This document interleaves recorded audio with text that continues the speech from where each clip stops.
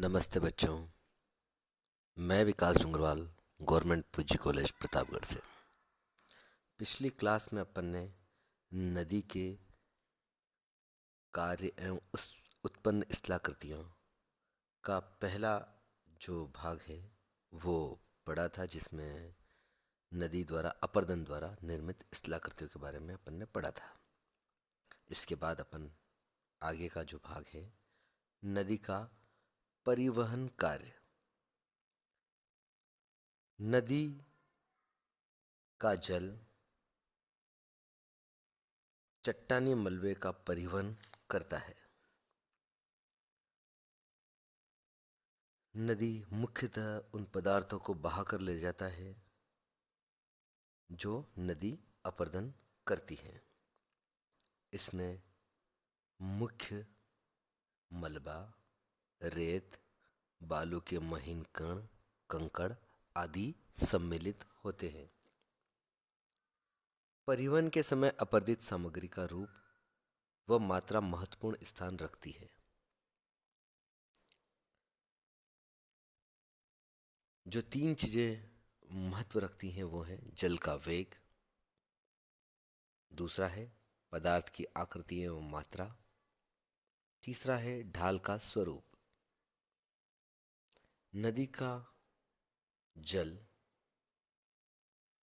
जल के वेग के कारण परिवहन का कार्य जो है वो मुख्यतः प्रभावित करता है पूरी सिस्टम को।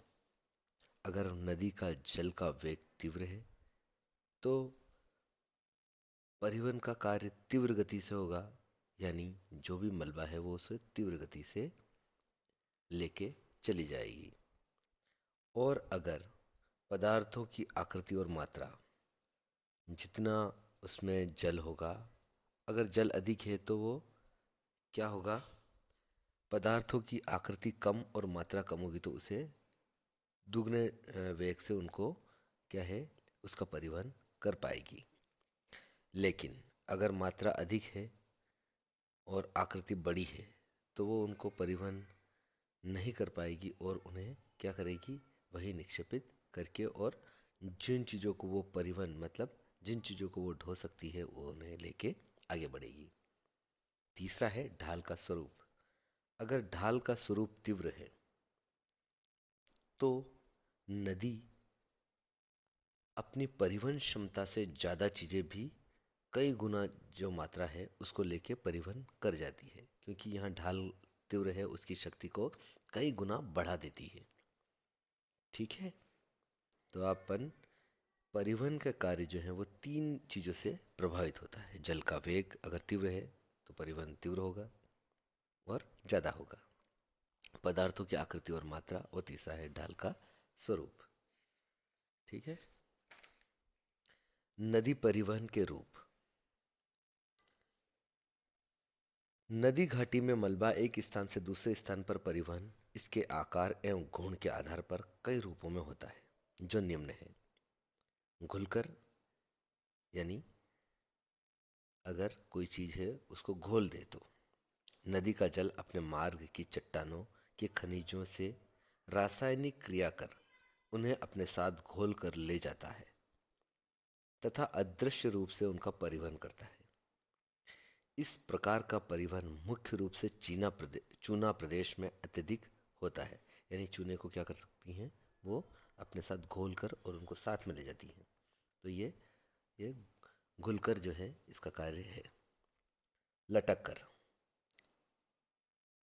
जल में पदार्थ का भार कम होने से शैलकण लटक कर या बहकर परिवहन में योग देते हैं।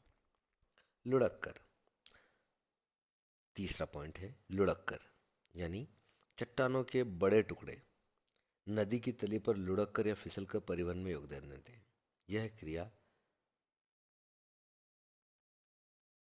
घर्षण कहलाती है। चौथा है उत्परिवर्तन द्वारा। नदी में घर्षित पदार्थ की तुलना में छोटे आकार के जलोढ़क नदी की तली में जल प्रवाह के साथ उछल उछल कर बहते हैं, जो कि उत्परिवर्तन कहलाता है। ठीक है, तो ये घुलकर, लटक कर या लुढ़क कर और उत्परिवर्तन द्वारा क्या है, नदी परिवहन करती है अपने साथ ले जाने वाले मलबे या जो है वो चीजों को। अब है नदी से निर्मित स्थलाकृतियां। नदी परिवहन करते समय अपने साथ अनेक स्थलाकृतियों का निर्माण करती हैं। नदी विसर्प, विसर्प इसमें